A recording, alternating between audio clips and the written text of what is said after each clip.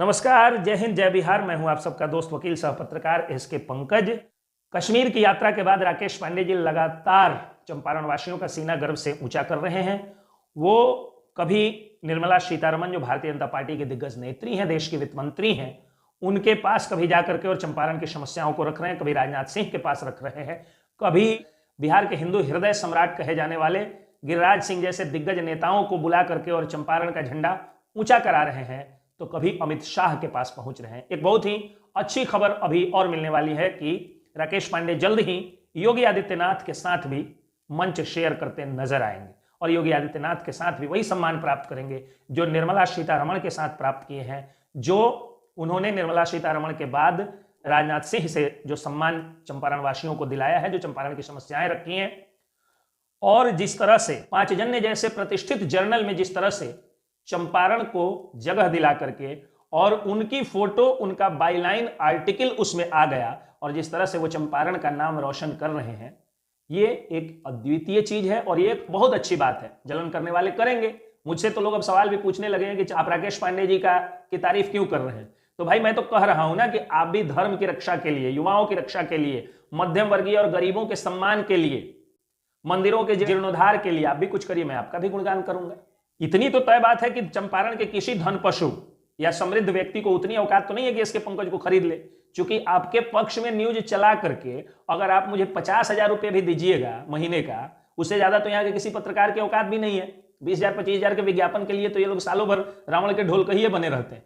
तो अगर आप 50,000 60,000 1-1 लाख रुपये भी अगर मुझे आप दे दीजिएगा, तो उससे ज्यादा तो मैं फेसबुक और यूट्यूब पर उनकी आलोचना करके उसमें थोड़ा बहुत बिहार के मुद्दों को उठा करके, और उससे ज्यादा मुझे फेसबुक और यूट्यूब दे देगा। तो फिर किसी की औकात तो है नहीं कि मुझे खरीद ले या डिजिटल मीडिया के किसी ऐसे पत्रकार को खरीद ले जिसको पैसा खुद यूट्यूब और फेसबुक काफी अच्छा खासा उसके जीविकोपार्जन के लिए देता है। धन की ज्यादा लालसा भी नहीं है। ये बात सही है कि इस जन्म में मैं करोड़पति अरबपति बनूंगा नहीं, और दाल रोटी चलने के लिए जितना फेसबुक यूट्यूब दे देता है उतना पत्रकारिता से काफी है। 5 मिनट का वीडियो और उतना ज्यादा दे देता है।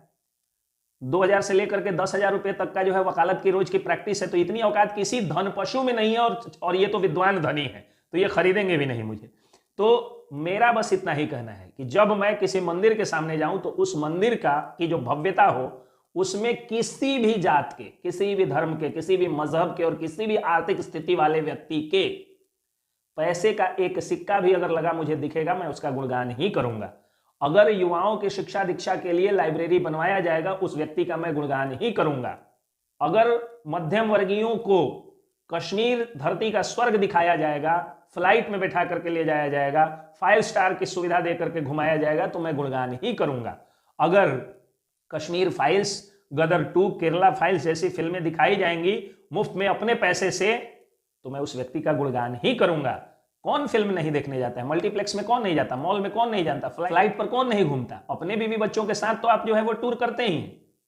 गरीब और मध्यम वर्गीयों को टूर करा दीजिए, तब तो अपना पेट तो कुत्ता भी भर लेता है, अपना खोबार तो सुअर भी मचा लेता है। तो फिर अगर आपको धन है और अपने ही तून में कोच करके आप पैसा भर रहे हैं, तो फिर आप धन पशु हैं, आप जड़ बुद्धि हैं।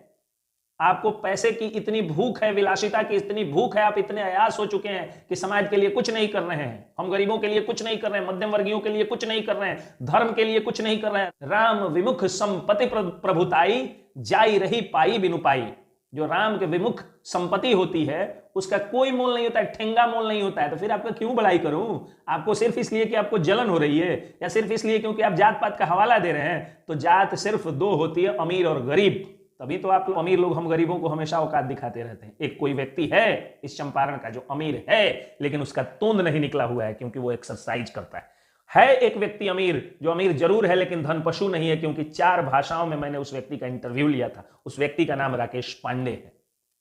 तो जो व्यक्ति विद्वान होगा, धनी होने के बावजूद भी गरीब और मध्यम वर्गीयों की इज्जत करेगा, उनके मान सम्मान के लिए अपना पैसा खर्च करेगा, पैसे का हिसाब आप करते हैं, तो फिर मैं क्यों नहीं उनका गुणगान करूं और उनकी प्रशंसा करूं? हाँ, आलोचना भी उनकी करूंगा। जिस दिन कोई कमी, जो लोग फोन करके मैसेज पर मिल करके मुझे कहते हैं कि राकेश पांडे में ये अवगुण है, राकेश पांडे में वो अवगुण है, उन मूर्खों और जड़बुद्धियों से मैं कहना चाहता हूं कि आप एक छोटा सा सबूत दे दीजिए। इसी चैनल पर अगर मैंने वीडियो नहीं बनाया तो मुझे आप मेरी इज्जत करना छोड़ दीजिएगा। आप जो कहिएगा मैं करूंगा, आपकी गुलामी करूंगा। मैं उनके खिलाफ भी न्यूज बनाऊं। लेकिन सब आप लोग बोलते हैं पीठ पीछे, ना आप अपने फेसबुक पर उनके खिलाफ कुछ लिख पाते हैं, ना आप कोई वीडियो बना के डाल पाते हैं, ना अपने किसी पोशुआ पत्रकार को पैसा देके कुछ छपवा पाते हैं उसके लिए। जब आप नहीं करवा पाते हैं तो आपको क्यों मुझसे आशा रखते हैं कि आप कान में हमको कुछ कह दीजिएगा और मैं उनके खिलाफ चला दूंगा? चलाऊंगा उनके खिलाफ न्यूज, लेकिन आपको इसके लिए सबूत देना पड़ेगा। जिसके खिलाफ सबूत है, जो गुंडा माफिया है, जो चीनी मिल के चलान का दलाली किया है, जो मिट्टी तेल का दलाली किया है, ब्लैकिया था, जो टिकट का ब्लैकिया था, उसको तो धन हो गया, तो आज आप जो है उसका गुणगान कर रहे हैं। और आप लोग जात की बात करते हैं। कितने गरीब के लिए मीटिंग बुलाई गई है जी? कितने गरीबों को जो है अब तक सम्मान दिया गया है? आपके जाति के स्टेज पर जो है वो बिठाया गया है। स्टेज पर तो आप लोग जो है जाहिल को बिठा देते हैं। किसी भी जात का कोई भी मीटिंग हो, आप देखिएगा स्टेज पे जो है वो जाहिल व्यक्ति होता है, केवल धन पशु होता है, पैसा उसको होता है, जो चंदा ज्यादा देता है उसको बिठाया जाता है, और गरीब व्यक्ति अगर विद्वान भी है तो स्टेज के नीचे या पीछे बिठाया जाता है। तो फिर मैं क्यों जात पात मानूं? जात मैं एक ही मानता हूं, अमीर और गरीब। तो जो गरीब होगा या जो गरीबों को सम्मान देगा, मैं उसके जात का हूं। और जो अमीर होगा, धन पशु होगा, अहंकारी होगा, गुंडा और माफिया होगा, उसका तो खिंचाई ही जारी रहेगा भैया। उसके लिए तो किसी की औकात नहीं है कि एसके पंकज को अपने पैसे के बल पर झुका दे। यहाँ तो स्थिति हो गई है, किसी जात की मीटिंग बुलानी है तो 10 लोगों को पकड़ लो, उसको 20-20 हजार रुपये दे दो, एक दो पत्रकार को जो है 10-20 हजार का विज्ञापन दे दो, और उसके बाद मीटिंग कर लो। 50-60 लोग जुटेंगे, मीटिंग कर लो। जितना 50-60 लोगों के जुटने का तुमको अभिमान है ना, उतने 50-60 लोग एसके पंकज से डेली मिलते हैं, और उसमें से 10-20 लोग इंटरव्यू लेते हैं, 25-30 लोग सेल्फियां लेते हैं। ये बिहार की जनता जो है वो मुझे प्यार दे रही है और सम्मान दे रही है। जितना तुम्हारी मीटिंग होती है एक सप्ते में, उससे ज्यादा हमसे जो है मिलने लोग आते हैं, मुझसे, किसी भी सम्मानित विद्वान अधिवक्ता से, या किसी भी बिहार के जाने माने चेहरे वाले पत्रकार से। इसलिए राकेश पांडे जी अगर 5 जन्य जैसे प्रतिष्ठित जर्नल में पहुंच गए तो चंपारण को उन्होंने गौरवान्वित किया।